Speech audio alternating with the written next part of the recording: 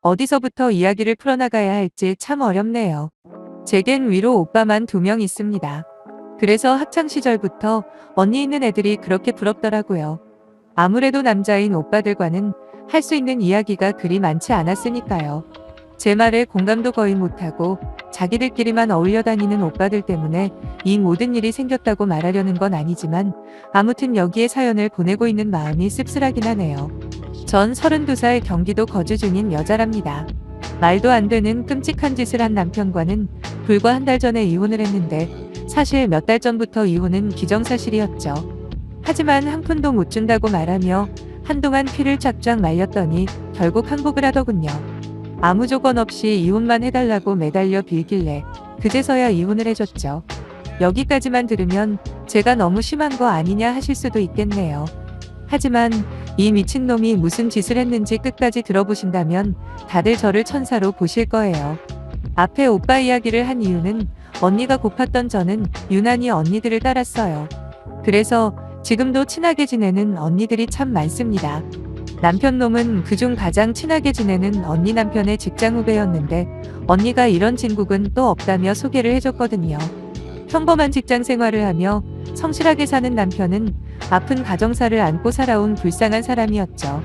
정식으로 사귀기 시작하고 불과 며칠도 지나지 않아 술 한잔 먹고 넋두리처럼 자기가 살아온 인생을 제게 말해주는데 전 그만 남편이 너무 불쌍해 폭풍우열하며 들었네요. 친아빠가 일찍 돌아가시고 남편을 데리고 재혼을 한 시어머니는 남편과 사이가 엄청 안 좋았답니다. 그 이유는 뻔하죠. 남편이 새아빠를 받아들이지 않았기 때문이에요. 당시 중학생이었던 남편은 한참 사춘기가 절정일 때였는데 자기 엄마가 다른 남자를 아빠라고 데려왔으니 얼마나 싫었겠어요. 그래서 서로 말도 안 하고 사는 내내 으르렁거리기만 했다네요. 거기다 엎친 데 덮친 격으로 새아빠라는 사람 역시 그리 좋은 사람이 아니었다고 해요.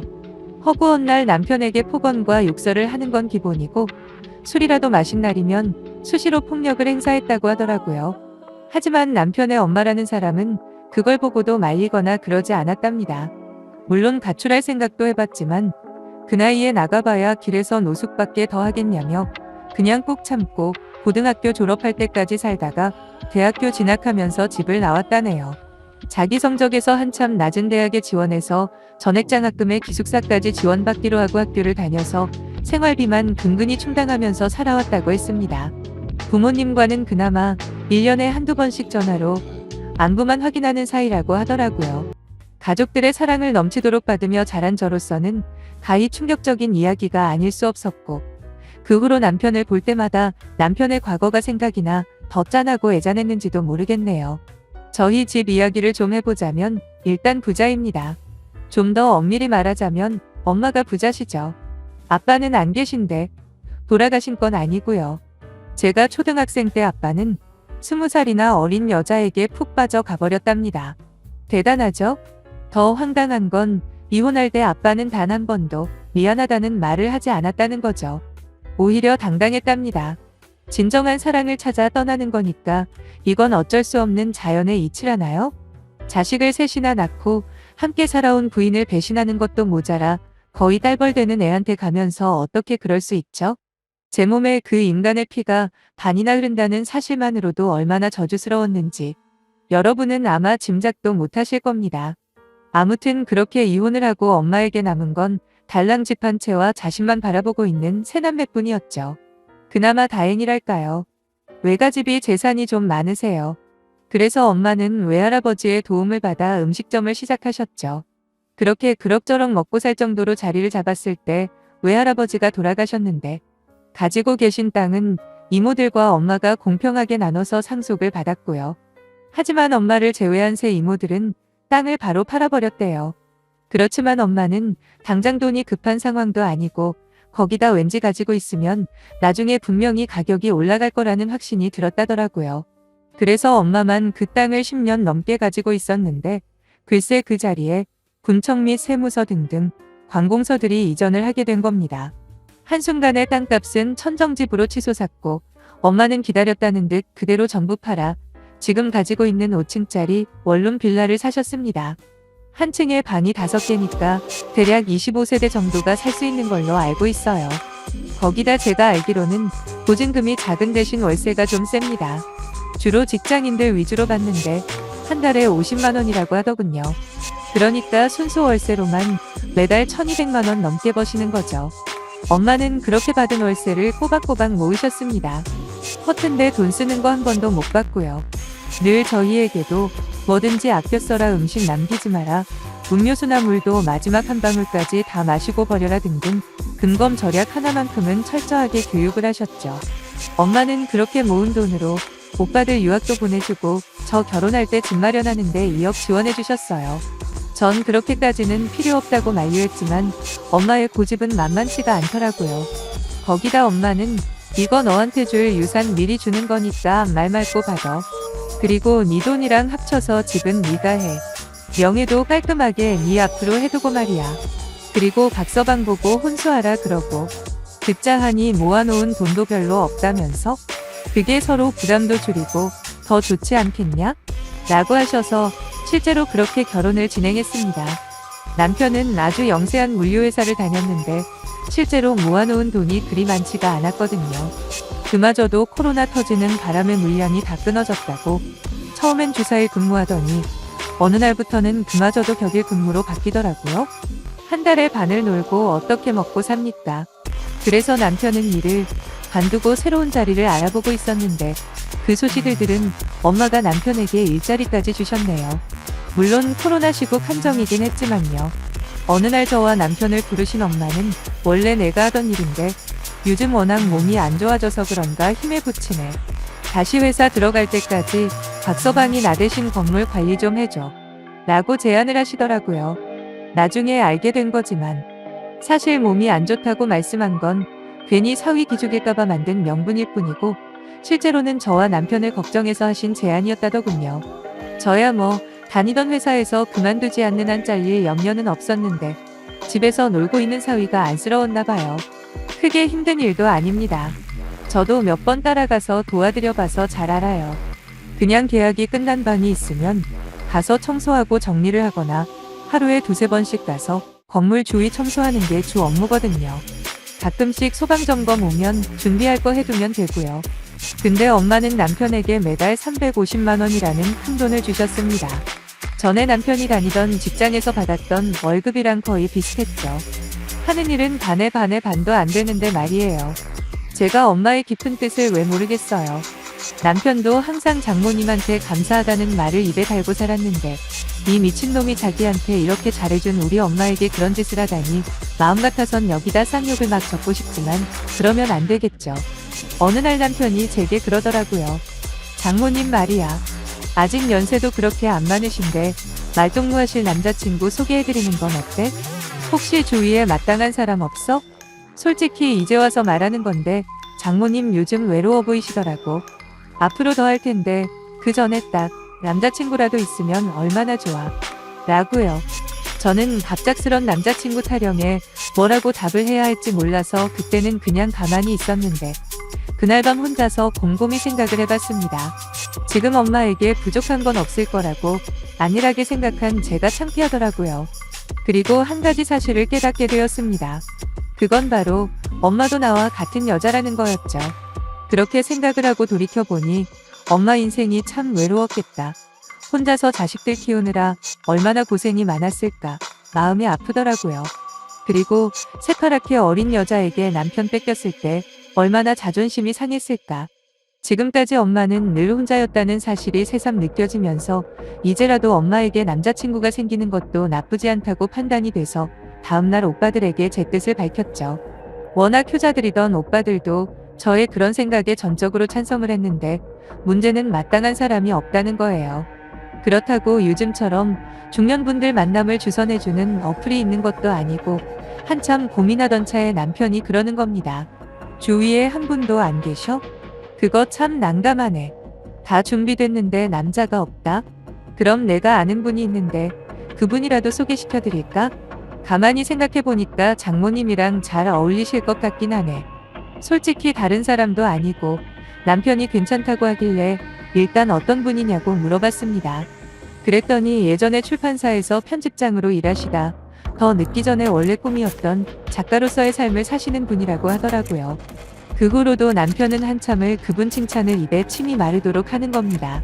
그래서 어떻게 알게 된 분이냐고 물어봤더니 순간 멈칫하는 게 아니겠어요? 그러다 이내 웃으면서 저번에 다니던 회사 친구의 아버지셔. 거기다 키도 훤칠하시고 인물도 안 빠지는 분이야. 진짜로 한번 연결시켜드려? 라고 하는데 솔직히 다른 건 다 제쳐두고라도 저는 작가라는 말에 확 끌리더라고요. 뭔가 있어 보였거든요. 그렇게 엄마 모르게 저희들은 하나하나 계획을 진행시켰고 이제 엄마만 꼬시면 되는 단계였죠. 하지만 남자친구라는 말을 듣자마자 엄마는 펄쩍펄쩍 뛰면서 저희 보고 노망이 나려면 내가 나야지. 니들이 단체로 낳냐고 하시면서 망측하다고 얼마나 뭐라고 하시는지 정말 씨알도 안 먹히더군요. 하지만 그대로 물러날 저희들이 아니었고 결국 가족끼리 밥 먹는다 하고 자리를 마련한 뒤 그 아저씨와 엄마만 남겨두고 저희는 도망쳐버렸네요. 나중에 엄마가 난리칠 걸 알았지만서도 그렇게라도 엄마에게 뭔가를 해주고 싶었어요. 저희 모두 평생 받기만 했잖아요. 그렇게 엄마 집에서 이제나 저제나 엄마를 기다리고 있었는데 저녁 시간이 훨씬 지났는데도 안 들어오시는 거예요. 슬슬 걱정이 되려는 찰나 현관문 도어락 열리는 소리가 들렸고 전 쓸데없는 짓 했다며 호통칠 엄마를 상상했는데 웬걸요? 아무 말도 안 하시고 엄마는 그냥 방으로 들어가 버리는 게 아니겠어요? 그날 이후로 엄마는 몰라보게 달라졌습니다. 일단 외모에 한 번도 관심을 가져본 적이 없는 엄마였거든요. 그런데 아주 연하긴 하지만 립스틱도 바르기도 하고 또 말투도 예전에 걸걸한 말투가 아닌 뭔가 조신해진 느낌으로 바뀌었더라고요. 거기다 혼자 있을 때면 살면시 미소까지 지으시는데 맞습니다. 여러분이 예상하시는 대로 엄마는 그분이 좋았나 봅니다. 그런 엄마의 모습들이 얼마나 좋아 보였는지 모르실 거예요. 그 후 몇 개월 동안 엄마는 이따금씩 그 아저씨를 만나 근처 공원도 다니시고 함께 보내는 시간이 늘어갔고 집안에는 활기가 돌았습니다. 생기가 돌게 된 엄마를 보면서 오빠들이나 저나 얼마나 기분이 좋았는지 몰라요. 엄마한테 저런 모습이 있었나. 역시 엄마도 여자구나. 진작 신경 못 써준 저희가 죄송할 따름이었는데 딱 한 사람, 남편만 좀 이상하게 구는 거예요. 솔직히 엄마와 그분 사이의 일은 이제 우리 손을 떠난 거나 마찬가지인데 어찌나 관심을 가지는지. 툭하면 저한테 장모님은 어떠신 것 같아? 그분 많이 좋아하는 것 같지? 진짜 잘 됐으면 좋겠다. 하고 호들갑을 떨길래 제가 그랬어요. 이미 잘 되고 있는 것 같다고. 저번 주에도 만나신 모양인데 아무튼 고마워 여보. 나도 몇 번 봤는데 참 사람이 괜찮아 보이더라. 보통 이쯤에서 대화가 끝나야 정상이잖아요. 그런데 남편은 심각한 표정으로 저한테 또 그러는 거예요. 아니야. 결혼까지 하셔야 잘 된 거지. 장모님도 그분 좋아하시고 그분도 장모님이 마음에 드시는데 뭘 망설이시는 거야. 조금이라도 서둘러 결혼하셔야 할 텐데. 솔직히 말해서 결혼이라는 단어에 거부감이 오더라고요. 물론 엄마 인생이니 누구와 뭐라던 간섭할 바는 아니지만 그래도 만난 지 고작 몇 개월밖에 안 됐고 또 지금처럼 가끔 만나서 데이트하시는 정도가 딱이라고 생각했거든요. 하지만 남편은 그 후로도 드러내놓고 엄마와 그분이 반드시 결혼해야 하고 또 한 살이라도 더 먹기 전에 일찍 하는 게 좋다는 식으로 이야기를 했습니다. 전 크게 신경 쓰지는 않았어요. 사람마다 다 생각이 다를 수 있잖아요. 하지만 한 사람의 방문으로 기절초풍할 일이 생길 줄은 꿈에도 몰랐습니다. 그 사람은 바로 남편과 거의 연을 끊고 살고 있던 남편의 어머니였습니다. 남편에게는 연락도 하지 않은 채 저한테 바로 전화를 하셨더군요. 전화를 통해 들은 이야기는 그야말로 드라마 속에서나 보던 막장 그 자체였네요. 아니 오히려 범죄에 가깝다고 할까요? 글쎄 남편이 친구 아버지라고 소개해준 사람은 바로 남편의 새아버지였던 겁니다. 남편 어머니 말로는 유몇 달간 자기 남편이 자꾸 이혼을 하자고 조르더래요. 이미 사이가 틀어진 지는 오래되었지만 그래도 이혼을 하자는 소리는 한 번도 안 하던 사람이 다 늙어서 이혼을 하자고 해서 많이 놀랐다고 합니다. 거기다 마땅한 직업도 없고 나라에서 연금 나오는 걸로 겨우 입에 풀칠만 하며 하루 종일 집에서 빈둥거리는 게 주일과인 사람이었대요. 그런데 어느 날부터 자꾸 밖으로 돌길래 분명 무슨 일이 생겼다는 확신으로 뒤를 밟았고 그렇게 우리 엄마와 데이트를 하는 자기 남편을 발견을 한 거죠. 끓어오르는 배신감을 못 이겨 이렇게 직접 찾아왔다며 저한테 생난리를 치는 게 아니겠어요? 명색이 며느리라는 게 지 남편 따라 같이 연 끊고 사는 것도 괘씸해 죽겠는데 어떻게 시아버지 되는 사람을 자기 엄마와 붙여줄 생각을 하냐는 겁니다. 귀 아프게 자꾸 소리를 지르길래 지금 제 표정을 보시고도 그런 말씀이 나오세요? 제가 설마 알고 그랬을까요, 네? 저도 지금 너무 어이없는데 일단 어머님 잘난 아들부터 부를게요. 라고 말하곤 전 곧장 남편을 집으로 불렀고 저와 함께 있는 자기 엄마를 보고 한 번에 눈치를 챈 남편은 물어보지도 않았는데 술술 굴더군요. 미안하다는 말을 시작으로 이 모든 게 우리 엄마 건물이 탐나서 그런 거라고 고백을 하는 남편은 오빠들과 상속을 나누는 게 아까웠대요. 그러면서 우리 엄마 걱정을 한 건 진짜라며 되도 않는 헛소리를 하는데 정신이 아득해지더라고요. 이딴 짐승만도 못한 놈을 남편이라고 데리고 살았구나 싶던 찰나 이 뻔뻔한 남편이 뭐라고 했는지 아세요? 그래도 좋은 점도 있는 거 아니냐입니다.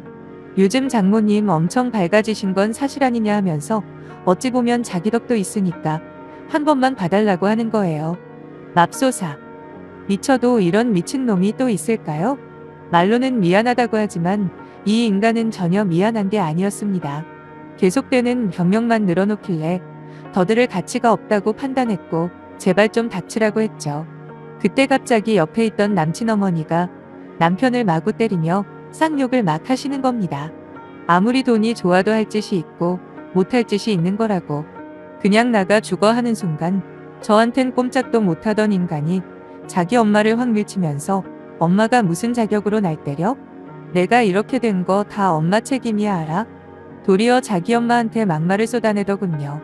그 모습을 보고 있자니 참 그 엄마의 그 아들이란 말이 딱 어울리더라고요. 더 듣고 있기가 짜증이 난 전 둘 다 시끄럽고 긴 말 안 할 테니까 조용히 짐 챙겨서 꺼지라고 했습니다. 무조건 이혼할 거라고 말하니까 이번에도 남편이 헛소리를 하는데 이혼하면 위자료는 얼마 줄 거냐입니다. 어쩌다 이런 놈이랑 엮여버렸는지 일단 전 아무 대답도 안 하고 친정으로 갔죠. 엄마와 오빠들에게 다 털어놨더니 오빠들은 욕설을 퍼부으며 당장 끌어온다 난리를 치고 엄마는 허탈한 표정으로 방으로 들어가시더라고요. 진짜 미꾸라지 한 마리가 분당 친다더니 딱 그 꼴이었어요. 하지만 나중에 법적으로 알아봤더니 이게 명백한 위법사항이라고 하기엔 애매하다고 하는 거예요. 그래서 협의 이혼밖에 답이 없었는데 그렇게 되면 재산분할까지 가야 하더군요. 그 소리를 듣고 며칠 동안 잠도 못 잘 정도로 분하고 원통했네요. 저딴 인간한테 한 푼도 주고 싶지 않았거든요. 하지만 곧 묘수가 떠올랐고 그 길로 전 제 명의로 되어 있는 집을 부동산에 내놨어요. 그리고 짐 싹 다 챙겨서 친정으로 들어갔죠. 충격받은 엄마 옆에서 달래드리기도 하고 그 인간과 함께 지냈던 그 집에서 1초도 있기 싫었거든요. 그리고 남편에게는 집 내놨으니 알아서 하라고 했습니다. 전화로 이혼하기 싫으면 하지 마. 어차피 우리 집 내놨으니까 자신 있으면 엄마 집으로 들어와 보던가.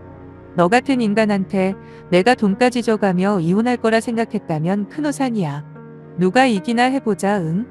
하고 끊어버렸고 그렇게 2달인가 남편은 죽었는지 살았는지 아무 연락도 없더군요. 그리고 남친 새아빠한테는 전화했죠. 이를 갈며 고래고래 고함을 쳤습니다. 2번 다시 우리 엄마한테 연락하면 진짜 사기죄던 뭐던 고발하고 지구 끝까지 쫓아가 죽여버린다고요. 하지만 그런다고 엄마가 받은 상처가 회복될 리는 없었죠. 그때부터 전 엄마를 모시고 진짜 안 다녀본 곳이 없을 만큼 돌아다녔습니다. 차 타고 거의 전국 일주를 하다시피 했죠. 그렇게 함께 시간을 보내면서 엄마와 더 가까워지던 어느 날 남편 놈한테 문자가 왔더라고요. 자기가 졌다고 그냥 이혼만 해달라고 하길래 오빠들과 함께 법원 가서 협의 이혼했습니다. 몇 달 사이 그 인간은 무슨 일이 있었는지 아주 몰골이 말이 아니더라고요. 그동안 많이 힘들었나 봐? 얼굴이 엉망이네. 라고 말을 건넸더니 아직도 정신을 못 차린 그 인간은 불쌍한 표정을 지으며 내가 죽일 놈이지 할 말이 없다. 라며 동정심을 유도하길래 전 미리 준비해간 1,000원짜리를 얼굴에 던지며 말했어요. 여기 위자료다. 너무 많이 줬다고 감동받지 마. 내가 원래 마음이 넓잖아. 다신 마주치지 말자. 라고요. 지금 생각해보면 그놈한테는 너무 큰 돈을 준 게 아닌가 싶기도 하네요. 최근에 엄마는 많이 좋아지셨어요. 그나마 다행이죠. 비록 전 이혼녀가 되고 엄마는 가슴에 큰 상처를 받았지만 한편으로는 이 일을 통해 엄마에 대해 많은 생각을 하게 되었고 또 여자 대 여자로 많이 친해진 부분도 있어요. 앞으로 어떤 고난이 또 찾아올지는 모르겠지만 힘차게 살아가는데 자신감은 충분히 생겼네요. 제 이야기 들어주신 분들 마음속으로라도 저와 우리 엄마 힘내라고 해주시면 감사하겠습니다. 그럼 이만 마칠게요.